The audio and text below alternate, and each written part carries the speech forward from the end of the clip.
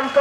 আপনারা জানেন ইসলাম গ্রুপ বিভিন্নভাবে বেআইনিভাবে অবৈধভাবে টাকা পাচার করেছে ইসলামী ব্যাংক থেকে, কি করেছে, অবৈধভাবে ঋণ নিয়েছে, ঋণ নিয়ে টাকা পাচার করেছে বাংলাদেশ থেকে।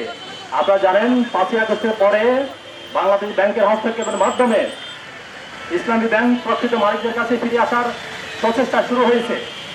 আপনারা জানেন 12 ফেব্রুয়ারি জাতীয় নির্বাচনের পরে এখন আবার একটা গ্রুপ তৎপরতা চালাচ্ছে ফ্যাসিস্ট এসালাম গ্রুপের কাছে আবার ইসলামী ব্যাংকের মালিকানা ফিরে দেওয়ার জন্য। আমরা হুঁশিয়ার করতে চাচ্ছি, আমরা ইসলামী ব্যাংক গ্রাহক বৃদ্ধ যারা আছি, আমরা তাদের এই অপচেষ্টা সফল হতে দেব না ইনশাআল্লাহ।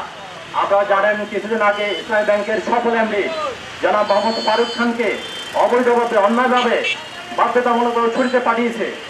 আমরা বাংলাদেশ ব্যাংকের গভর্নর মহোদয়কে আবেদন জানাবো, ওনাদের কাছে দাবি জানাচ্ছি আমরা অবিলম্বে মোহাম্মদ ফারুক খানকে ওনার এবং পাশাপাশি আমরা এও চাই ইসলামী ব্যাংক রেগুলেশন আইন করা হয়েছে 18 ক, যেটা একটা ফকর, একটা ফাঁক সৃষ্টি করা হয়েছে ফ্যাসিস্টের দোসর যারা ইসলামী ব্যাংকে রবিং করেছে। ইসলামী ব্যাংকের যে ব্যাংক রবাররা আছে, ইসলাম গ্রুপের মতো যে ব্যাংক রবাররা আছে, যারা ইসলামী ব্যাংকে ধ্বংসের প্রান্তে নিয়ে এসেছে, তাদের মতো ব্যাংক রবারদেরকে আবার অনুপ্রবেশ করানোর জন্য, আবার রিহ্যাবিলিটেট প্রত্যেক ডিপোজিটর যারা আছেন তাদের ট্রাস্ট এগেইন ইসলামী ব্যাংক অর্জন করবে, আমরা সেটা চাই। এবং সেজন্য আমাদের যে দাবি দাওয়াগুলো আছে সেগুলো আমরা সরকারের কাছে আবেদন জানাচ্ছি, সরকার যেন সেই বিষয়গুলো দেখে এবং মানে। কারণ হচ্ছে পাবলিকের মাধ্যমেই সরকার, সুতরাং আমাদেরকে গ্রাহকদের মর্যাদা রক্ষার জন্য গ্রাহকদের দাবিগুলো মেনে নিয়ে ইসলামী ব্যাংকে পুনর্গঠন করা হোক।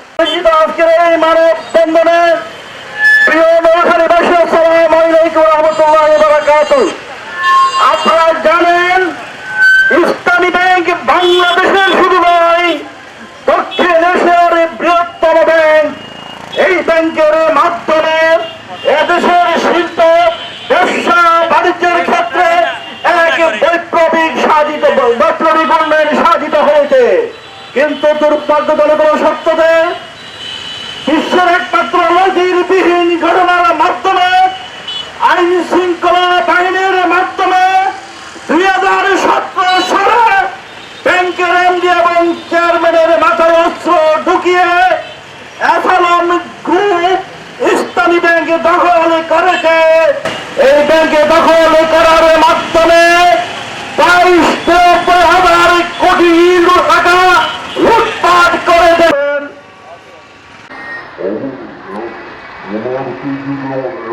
আমরা ডিপোজিট রাখছি যে ইসলামী ব্যাংকের বিরুদ্ধে যে একটা অপপ্রচার চালু হয়েছে যে ইসলামী ব্যাংকের, আমরা চাই আমাদের এই ব্যাংকে সব নির্বাচন করার জন্য শত শত কোটি টাকা দিয়েছে।